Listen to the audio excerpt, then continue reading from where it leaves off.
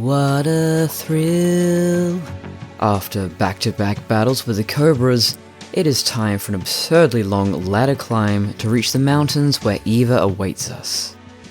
We find her in her natural state, a state of undress that is. Well, that was quick. Snake isn't fazed by this. Instead, he's more concerned about the scars on her back. You look like you could use some rest. I'll be fine. It's just that playing these two roles hasn't left me much time to sleep. Where'd you get those cuts? The Colonel. He found out? If he knew, I'd be dead already. No, this is his hobby. He's a sadist. He gets pleasure out of making people suffer. He's scum. Eva changes the subject to more pressing matters. Phase 2 of the Shagohod trial is soon to commence, and Khrushchev is on his way to intervene. Eva then hands Snake a key to get into the lab, as well as 2 packets of instant noodles. The food of the future. A well-balanced meal for the space age. Eva directs Snake to the weapons laboratory in the West Wing, but she warns him that he will need Colonel-class clearance to enter. Eva suggests Snake disguise himself as Rykov, who may look familiar but is in no way related to any other Metal Gear character. Before Snake leaves, Eva wants to talk about the boss. What's the story between you and the boss? She was like a mother, and my master. And your lover? It went deeper than that. Deeper? Half of me belongs to the boss. Do you love her? No, nothing like that. Do you hate her? Does it have to be one or the other? Love or hate? Between a man and a woman? You bet. For 10 years, we lived and died together. You couldn't possibly understand. And you think you can kill her now? Eva then takes her leave on her motorcycle, and Snake observes Grozny Grad through his binoculars, where we see Volgan unleashing his fury on an oil barrel. Close up, we see this barrel contains a lifeless body of Granin. Ocelot approaches and Volgan reveals something he found hidden in Granin's shoe. Transmitter? Exactly. Planted to keep someone informed of his location.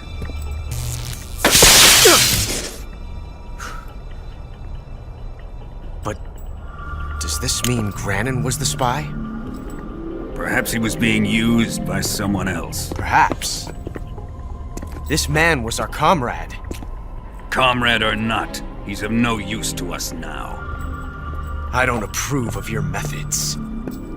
I don't need your approval. I'm in command here. The boss returns to report that the fear and the end have fallen. Don't worry. I'll take care of him. What is he after? Must be more than just Sokolov. America is out to destroy the Shagohod and get its hands on your inheritance. The philosopher's legacy. Impossible. The legacy, Then they're out to kill me as well. Colonel, tighten the security on this place. He's coming here, I'm sure of it. Only one Cobra remains aside from herself. The boss then goes to retrieve the Davy Crockett in anticipation of Snake's inevitable arrival. Snake, meanwhile, has headed underground and is about to encounter that last living Cobra. The Fury. Ask the Metal Girl. You are listening to Metal Girl Solid, one woman's journey through a series she knows nothing about. I am the titular Metal Girl, Courtney Coulson. This is episode 9.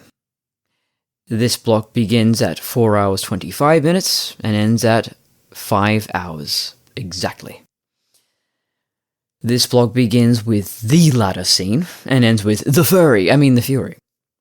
The ladder scene only goes for about 90 seconds, despite any hyperbole you may have heard elsewhere.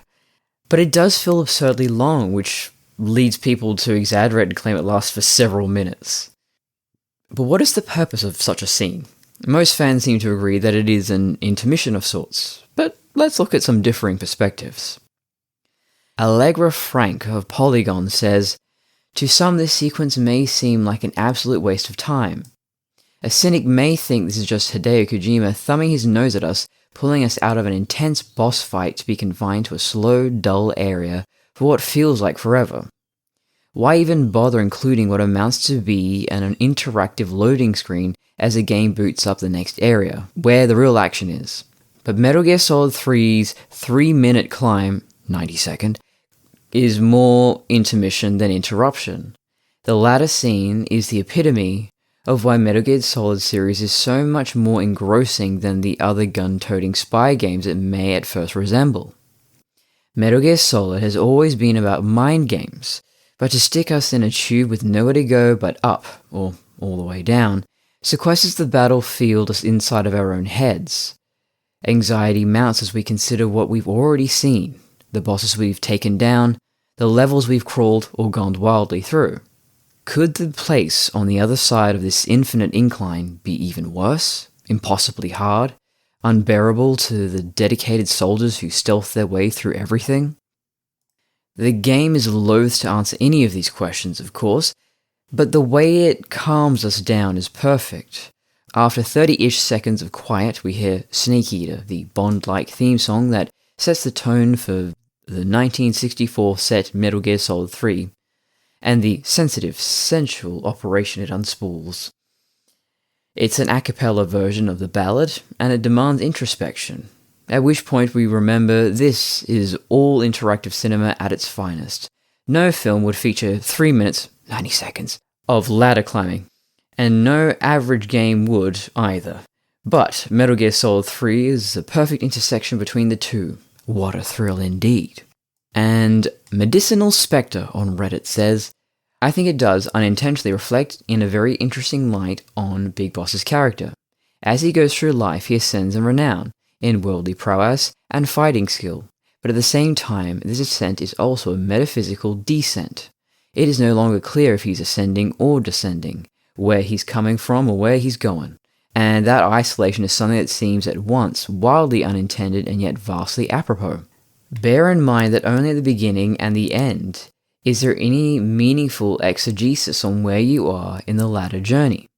The scale's circumscription of either entrance obscures their proximity. A secondary interpretation also of note. Snake is becoming more.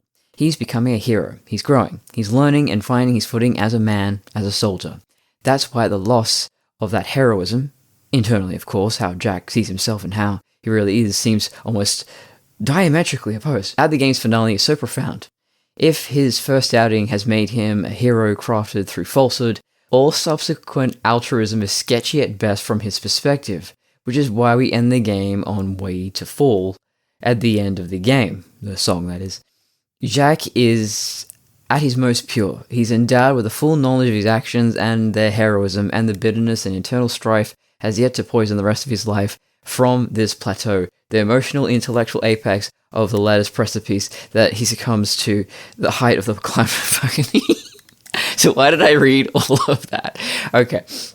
I mean, so the guy's wording is grandiose and pretentious, like the architect from The Matrix. I don't know why I end up having a Matrix reference in almost every episode now. Yeah.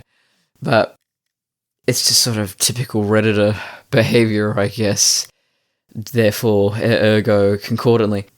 But the ideas aren't bad, so I just wanted to put this in there just to see, well, how does a professional writer for Polygon manifest those ideas, and then how does someone on Reddit verbalize it?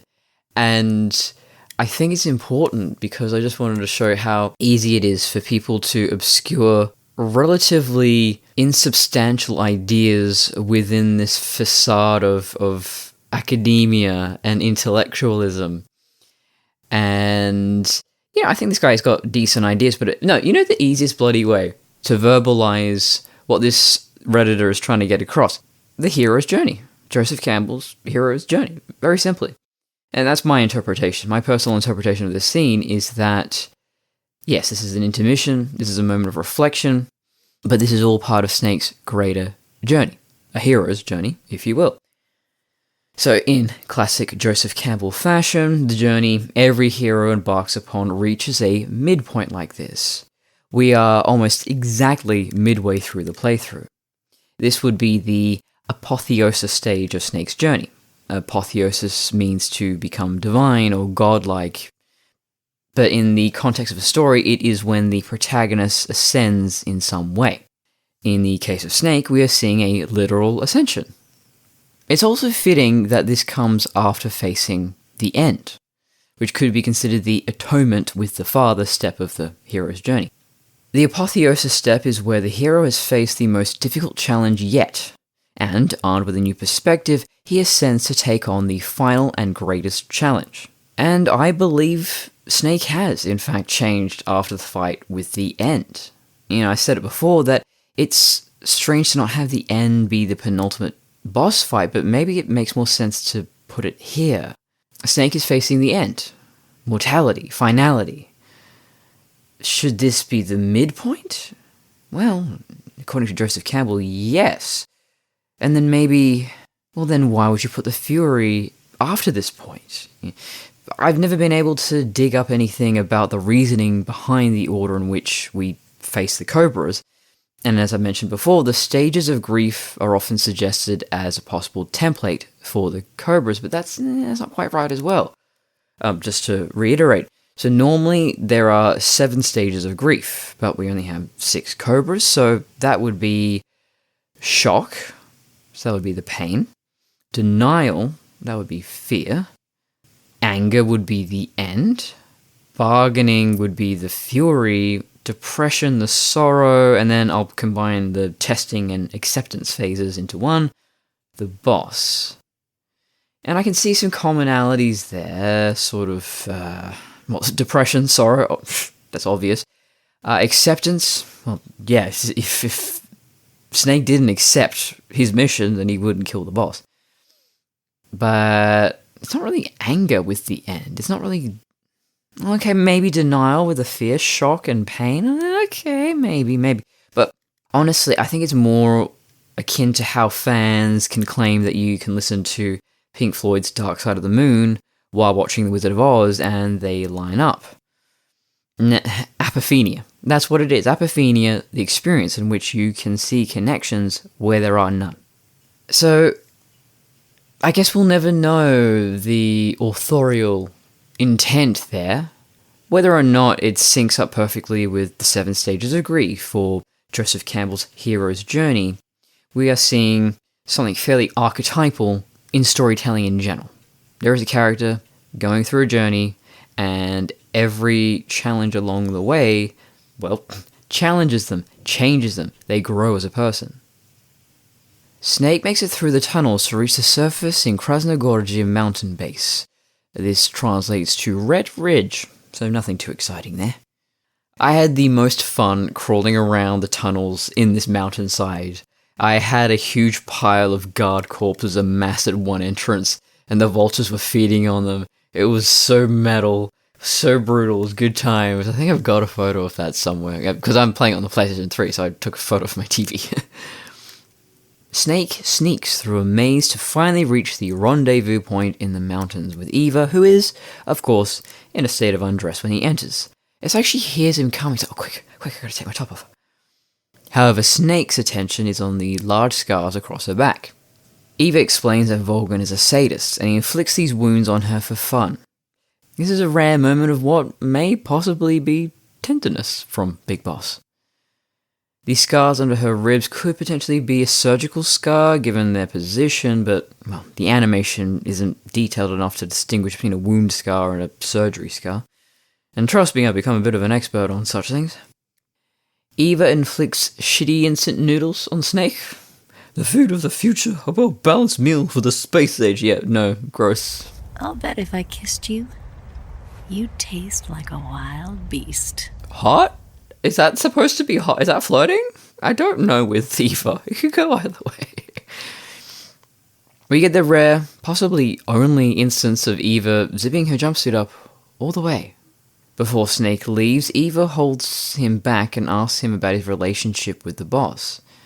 She's like a mother and my master. Did you guys bang though? Read the room, lady. She does not read the room and repeatedly tries to kiss Snake. I love the way the relationship between Snake and the boss defines definition, and Snake, in his own way, understands that and articulates it as best he can. I think he demonstrates greater maturity here than Eva does. She's supposed to be more street smart than Snake is, but I think because Eva has always had to play the role of seductress, that she has this warped, simplistic idea of relationships between men and women. Eva then takes off to resume her role as Tatiana. Snake watches Volgan through his binoculars. We see Volgan punching the oil drum. Brandon's inside. Ocelot shows up, and he's kind of walking like he shit his pants. I don't know what's with the walk cycle here. Volgan has found a transmitter in Grannon's shoe, the very shoe Tatiana gifted him. Maybe one of Grannon's last thoughts, or the realization that Tatiana had betrayed him.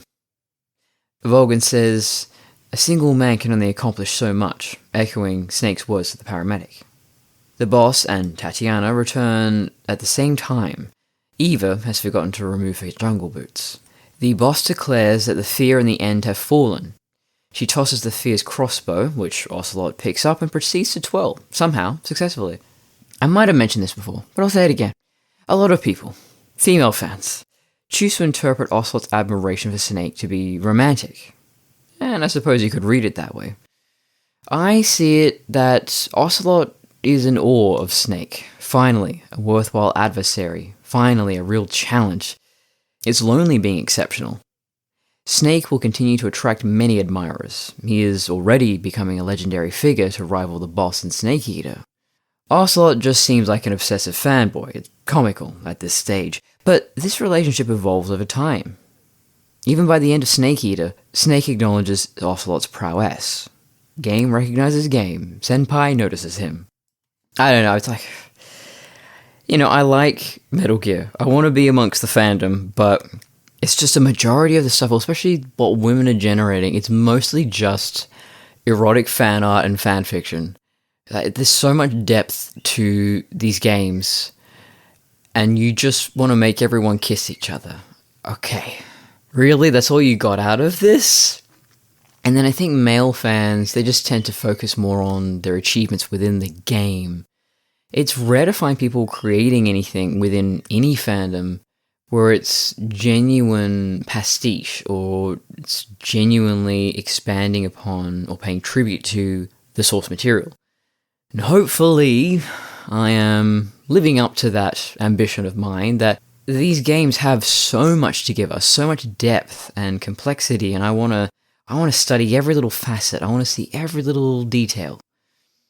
So, without me, I have done my own fan art and fan fiction, not the erotic kind. And this podcast as well is just my, tribute to Snake Eater. And also a way for me to see every little aspect, every little hidden thing in these games, and hopefully you're getting that out of this as well. Ocelot and Eva are left alone, but Ocelot starts intimidating Eva. So that means they aren't working together. I thought they were working together. Why would they wouldn't be putting on this show if no one else is looking? We'll never know. Spy versus spy. Snake encounters the Fury, which is one of my favorite fights. I like the atmosphere. It feels different to the rest of the game. This space is claustrophobic and dripping with moisture, but then you can feel the heat coming off that flamethrower. There's something about the sound design especially, I think, plays a huge role in that. The Fury is voiced by Richard Doyle, who you may recognize as Big Boss? Yeah, he voices Old Man Big Boss in Guns of the Patriots. Which, okay, why are they not both David Hayter? I guess I'll find out when I get there. Richard Doyle has also voiced Beast in a couple of X-Men games, but his career is mostly filled with background roles. David Hayter actually wrote the scripts for X-Men, so there's a few X-Men Metal Gear connections there, but I don't know if there's anything really significant there other than the fact that there are a lot of X-Men movies and games and comics and cartoons and you name it. But we will focus much more on the Fury in the next episode. Simulacra and Simulation. For simulation, Snake is heading into higher altitudes, so the game goes to the effort of simulating the effect of being at higher altitude. His stamina drains faster, and the paramedic talks about this. And for Simulacrum, again, I think it might be Eva. Eva is... well, we don't really know who she is. Maybe we do in future games, but in this one, even at the very end, when the mission is over and she doesn't have to pretend to be anyone, I mean, is that really who she is? And so she has a conversation with Snake in this block, where she says you can fall in love if the mission required it. So is she falling in love with Snake for a purpose, for the mission, or is she genuinely developing feelings for him? So everything about her is a person who doesn't really exist, or possibly doesn't really exist. Just as Tatiana isn't a real person, I would say Eva is not a real person either. Which gets very meta because, I mean, she's a fictional character, so there's no reality here at all. The Piggyback Game Guide. It refers to the ladder music as elevator music. You can destroy the Hind D patrolling this area well in advance. It is seen on the landing pad at Bolshaya Pass base and can be destroyed using TNT. If you do this, the area will instead be controlled by a flying platform, which is actually a lot more annoying than the chopper. You can also snipe the helicopter pilot, however the flying platform pilot is more observant. Initially, Russian rations are not particularly efficient at replenishing stamina. After some time though, Snake will become accustomed to this Soviet fare, and its usefulness will increase. Oh. That I did not know, so if you just keep forcing Snake to eat the shitty Soviet rations, he'll finally go, I've had worse, I guess. I've had instant noodles. And then in the game guide, we also get a CAD computer-aided design layout of the stairs leading to Groznygrad underground tunnel for some reason. It's just kind of random, I don't know why. They only did this one. As far as I know, there's only this one CAD image. It'd be nice if they did it for more, actually, just to see the entire layout of every map from that cutout kind of perspective. The Japanese novelization. Page 242. Major Zero says, the End's first sniping was recorded in the American Civil War in the late 19th century. He has been active for 100 years since then, and is the man who has shot the most people in the world. Even if you look at the CIA data, this is a fact. The End was contracted to do sniping work at the request of the US government several times during the Cold War. He told them that he didn't need a spotter, and wouldn't let anyone get close. A record crew broke their promise and was shot dead while trying to see his legendary work. 1962, 100 years since his first job. On page 243, Snake's cigars of choice are H. Upmann's from Cuba. And according to this, it was Kennedy's favourite cigar, and there are yet more loving descriptions of cigars, which I won't get into. We also won't go into the End's long and fascinating backstory, including training a young boss. This will be a separate episode, but I'll give you a little taste here. So this is page 253, we're up to part 2, called Love. A conversation between a young boss and the End. The End says, wherever you go, there is a war. Are you also going to train your guns and shoot into space? But the girl, with a dignified impression, said with her blue-grey eyes shining, space is a better frontier than war. In these troubled times, if we continue to make money from war, there will be endless militias who won't stop fighting even if we lose the war, and it will become uncontrollable. Her words are arrogant, like a boy who's never experienced failure. But I could smell her youth, even when she was working hard with the Boers to develop Africa. On the frontier, many people die without anyone knowing. The larger the development, the more terrible the wars. But do you still want to develop space? Any country that survives this war will surely aim for space. But once they reach space, there won't be any time to fight anymore. Space is incredibly arduous. The wind from the sea was blowing. She was looking into the distance. This arrogance was also indicative of the man who had shot the most people in the world. She was a candidate for the next generation of leaders that they were raising, which I'm wondering they means philosophers? Little boss, the people fighting these hands don't even think about space. The more brutal the war, the more support that has nothing to do with borders or governments is needed. If militias win, I'd like you to continue to participate in the civil war between the Republican government and the rebels in Spain. This war will undoubtedly be terrible, so you can learn more about the real world and how human beings really are. If you try to rely on your own economy and ideology, the society that has become reality from a dream will become a source of oppression. This is an aftermath of victory, so we need frontiers to endure oppression. Despite her young age, it sounded like she was talking about society in her own words. She will be a great talent in the future. I thought it was a shame that she was not born a man. If she had been a man, she might have gone into politics and left her name in history. But I was interested in the fact that such a smart elected official was going to be trained to kill people with a gun. She was so innocent that I felt she was dangerous. But on the battlefield right here, I can show this young woman what she hasn't seen before. Little boss in Japanese is Chisa na kono bosso. Little boss nods, narrowing her breath. She seems to have resolved herself to learn sniping. Death on the battlefield hasn't changed at all over the many years I've fought. It can suddenly take life away, turning soldiers, officers, nobles, and poor people alike into corpses. Alright, that about covers it. Over and out.